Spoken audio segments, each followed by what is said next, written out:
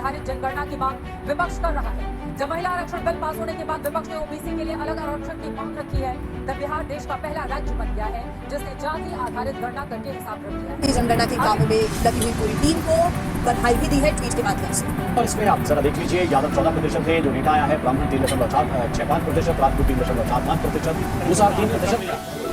पूरा देश भर में होना चाहिए, इससे पूरे देश के गरीबों को, दलितों को, सबको लाभ होगा। नमस्कार दोस्तों, साल थी 1872 जब इंडिया में फर्स्ट टाइम ब्रिटिश गवर्नमेंट ने कास्ट सेंसस कराया, यानी कि जातीय जनगणना वॉइसरॉय लॉर्ड मायो के अंडर में कराई गई। और जब बिहार के चीफ मिनिस्टर 2 अक्टूबर 2023 यानी गांधी जयंती के उपलक्ष्य में ट्वीट करते हैं और कास्ट सेंसस का डेटा डिक्लेयर कर देते हैं, यानी डेटा डिक्लेयर करते ही देश की राजनीति में बदलाव आ जाता है, देश की राजनीति में चहल पहल शुरू हो जाती है। तो ऐसा क्या है कास्ट सेंसस में जो लोगों की डिमांड बढ़ चुकी है? क्या है जातीय जनगणना जो इंडियन पॉलिटिक्स में इतना गर्मा गर्मी का माहौल बना चुकी है? क्यों इसको इतना खास बनाया जा रहा है इंडिया में? अगर ये इम्पोर्टेंट है तो क्यों इतनी इम्पोर्टेंट है? अगर जातिगत जनगणना हुई तो बीजेपी को क्या फर्क पड़ेगा? अगर जनगणना हुई तो बीजेपी की गवर्नमेंट सेंटर से क्या गिर सकती है? इससे सभी कास्ट को क्या फायदा होगा? और पूरी इंडिया में जातिगत जनगणना अगर कराई जाए तो क्या फायदा होगा और कास्टों को? तो दोस्तों बात करने वाले हैं इसी टॉपिक पर। तो इंडिया दैट इज भारत, ये कई सारे रिलीजन, डिफरेंट कास्ट, डिफरेंट जातियों का देश है। इस देश में जगह जगह पर लोग हिंदू, मुस्लिम, सिख, ईसाई, डिफरेंट कास्ट, रिलीजन के लोग बड़े प्यार से रहते हैं। लेकिन आज बात करने वाला हूं कास्ट सेंसस पर, यानी कि जातीय जनगणना। तो दोस्तों धीरे 21st सेंचुरी की 2023 निकल ही रही थी कि अचानक से गांधी जी का जन्म दिवस आता है और उधर बिहार के सीएम नीतीश कुमार को मौका मिलता है जातीय जनगणना का डेटा रिलीज करने का।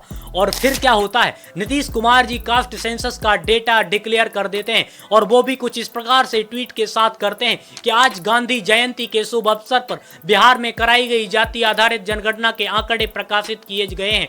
जाति आधारित जनगणना के कार्य में लगी पूरी टीम को बहुत बहुत बधाई। इस प्रकार से वो ट्वीट करते हैं और ट्वीट करते ही देश की राजनीति में चहल पहल शुरू हो जाती है। लगता है कि एक आंधी आ चुकी है, लगता है कि एक तूफान आ चुका है। तो अभी आपका क्वेश्चन होगा कि ये कास्ट सेंसस आया कहां से? तो दोस्तों इसके बारे में बात करें तो बात है 1872 की, जब ब्रिटिश गवर्नमेंट में वॉइसरॉय लॉर्ड मायो के अंडर में फर्स्ट टाइम इंडिया में जातिगत जनगणना कंडक्ट कराई और जो हर 10 साल के अंदर कराई जाती थी। लेकिन 1931 तक ये बहुत अच्छी चलती रही, लेकिन उसके बाद आज तक कोई भी ऐसा प्रूफ नहीं है कि जाति जनगणना हुई हो। लेकिन हाँ, 1941 में जरूर जाति जनगणना हुई थी, लेकिन उसका कोई भी डेटा रिलीज नहीं किया गया था। लेकिन ऐसा क्या हुआ था, ऐसा क्या रीजन है जो डेटा शो नहीं किया गया, डेटा रिलीज नहीं किया गया? जो कि जाति जनगणना 1941 में हुई, लेकिन उसका डेटा क्यों नहीं रिलीज किया गया? क्वेश्चन जरूर होगा। तो दोस्तों इसका रीजन था वर्ल्ड वॉर 2, क्योंकि वर्ल्ड वॉर 2 उस टाइम पर बहुत ही पीक पर था और ब्रिटिश गवर्नमेंट फुल ध्यान वर्ल्ड वॉर 2 में दे चुकी थी। और उसके बाद उसने 1941 की जनगणना का कोई भी डाटा रिलीज नहीं किया था और ब्रिटिश गवर्नमेंट उस टाइम पर मुरझा चुकी थी, क्योंकि इंडियन इंडिपेंडेंस मूवमेंट रफ्तार में थे। वर्ल्ड वॉर का सीधा इफेक्ट ब्रिटिश गवर्नमेंट पर पड़ रहा था। लाहौर अधिवेशन हो चुका था, संविधान सभा की तैयारी चल रही थी, इंडिया आजाद होने वाली थी और ऐसे ही बहुत सारे रीजन रहे जिसके सीधा इफेक्ट ब्रिटिश गवर्नमेंट पर पड़ा। तो दोस्तों उसके बाद भारत आजाद होता है। 14 और 15 अगस्त की मध्य रात्रि को भारत के 2 हिस्से हो जाते हैं, एक Bharat that is India and second Pakistan, जो 2 पार्ट में मिलकर बना था, पंजाब प्रांत लाहौर एंड बंगाल से बांग्लादेश। और बांग्लादेश जो 1971 में बांग्लादेश बना। भारत के विभाजन के बाद लोगों की इच्छा थी कि जातिगत जनगणना हो, लेकिन इंडियन गवर्नमेंट के पास इतनी क्षमता नहीं थी कि फुल जनगणना करा सके। लेकिन भारत देश आजाद होने के बाद फर्स्ट टाइम सिंपल जनगणना कराई गई और देश में ये फिर 10 साल में कंटिन्यू होती रही, यानी कि सिंपल जनगणना हर 10 साल में होती रही।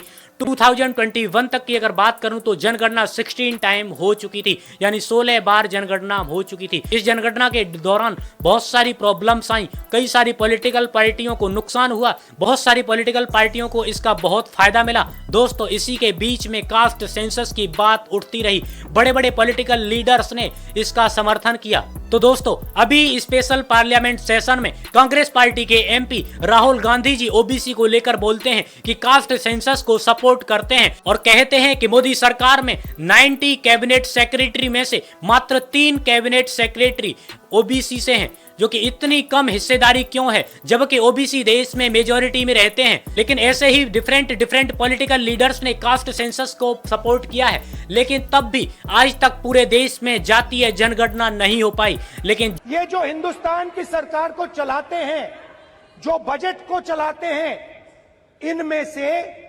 ओबीसी कितने हैं? नरेंद्र मोदी जी प्रधानमंत्री हैं, ओबीसी के लिए काम करते हैं। मैंने ये सवाल पूछा, मैं आपको जवाब देना चाहता हूं।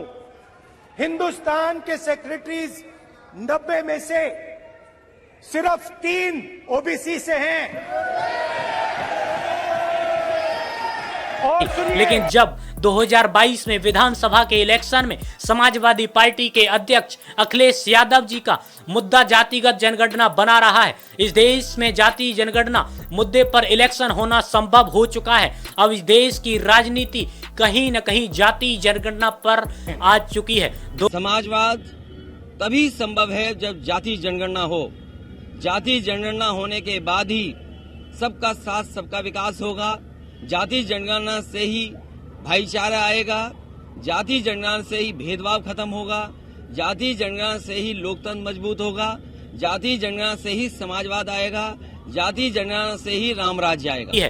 दोस्तों, जातीय जनगणना इतना बड़ा टॉपिक बन चुका है, जातीय जनगणना इतना बड़ा मुद्दा बन चुका है, जो कि आजकल बहुत सारा डिस्क्रिमिनेशन इसको लेकर के होता है। आप लोग जानते होंगे, जब भी वैकेंसी आती हैं तो जनरल के लिए जितनी आती है ओबीसी के लिए उसके हिसाब से बहुत कम आती हैं, जबकि ओबीसी इस देश में सबसे ज्यादा निवास करते हैं, सबसे ज्यादा मेजोरिटी इस देश में ओबीसी की है। लोकसभा इलेक्शन हो या फिर किसी भी स्टेट विधानसभा इलेक्शन हो, जातीय जनगणना का मुद्दा विपक्ष उठाता रहा है। लेकिन इस देश में अभी ही गांधी जयंती के उपलक्ष्य में जिसकी जितनी भागीदारी उतनी ही उसकी हिस्सेदारी, इस नीतीश कुमार की बिहार सरकार ने बिहार की जातीय जनगणना का डेटा शेयर किया और वैसे ही देश की जातीय जनगणना का मोड बदल चुका है। यानी तो अब आपका सवाल होगा कि बिहार की जातीय जनगणना का डेटा क्या है। तो बात करें डेटा की, तो बिहार एक ऐसा राज्य है जहां इंडिया की मेजर पॉपुलेशन रहती है। और बात करूं डेटा की, तो बिहार में सबसे ज्यादा अगर किसी की संख्या है तो वो है ओबीसी समाज, यानी कि बिहार में 63% ओबीसी रहते हैं और अदर बैकवर्ड क्लासेज, यानी कि अदर बैकवर्ड क्लासेज। इसीलिए बिहार सरकार का कहना है कि अब जितनी जिसकी भागीदारी उतनी ही उसकी होगी हिस्सेदारी। अब बात करें डेटा की, तो डेटा जानना बहुत इंपॉर्टेंट है। 36% एक्सट्रीमली बैकवर्ड क्लासेज हैं और वहीं 27.13% अदर बैकवर्ड क्लासेज हैं, जिसको ओबीसी भी हम लोग बोलते हैं। एंड वहीं 19.65% शेड्यूल कास्ट है, जिसमें मेजर पॉपुलेशन यादव समाज की है, यानी कि यादव 14% यादव बिहार में रहते हैं, वहीं 3% मूसहाराज रहते हैं, वहीं 3.65% ब्राह्मण्स रहते हैं। अगर तो दोस्तों, इस देश में जाति और रिलीजन को लेकर हर बार राजनीति होती रही है और सरकार बनाई भी है लोगों ने, लेकिन इस देश में आज तक मेजर जनसंख्या होते हुए उनको उतना हक नहीं मिला है। जैसे कि ओबीसी भारत में सबसे ज्यादा है, लेकिन तब भी उनको उतनी पोस्ट नहीं मिलती हैं। जिस प्रकार से उनकी भागीदारी है, उनको उस प्रकार से हिस्सेदारी नहीं मिलती है, और इसी को हम डिस्क्रिमिनेशन बोलते हैं। बात कर अगर जाति जनगणना होती है तो लोगों को क्या फायदा मिलेगा, तो इससे फायदा मिलेगा इक्वल पार्टिसिपेशन होगी। जितना अगर 2024 का लोकसभा चुनाव कास्ट सेंसस के बेस पर हुआ तो बात करता हूं कि बीजेपी के लिए खतरे की घंटी बज जाएगी। और आप समझ ही सकते हैं कि इसकी प्रेजेंट की गवर्नमेंट पर काफी नेगेटिव इफेक्ट पड़ने वाले हैं, यानी कि कास्ट सेंसस का इफेक्ट प्रेजेंट गवर्नमेंट पर काफी अच्छे से पड़ने वाला है। तो दोस्तों, आपकी क्या राय है कास्ट सेंसस के बारे में? आप अपनी राय जरूर दें और ऐसे ही इंफॉर्मेटिव वीडियोज को देखने के लिए हमारे चैनल को सब्सक्राइब जरूर करें एंड बेल आइकन को जरूर दबाएं, ताकि आने वाली सभी वीडियोज, इंपोर्टेंट वीडियोज की अपडेट आप सभी को समय पर मिल जाए। एंड आप सभी इस वीडियो को लाइक, चैनल को सब्सक्राइब जरूर करना। मिलता हूं नेक्स्ट वीडियो में, तब तक के लिए जय हिंद, जय भारत, वंदे मातरम।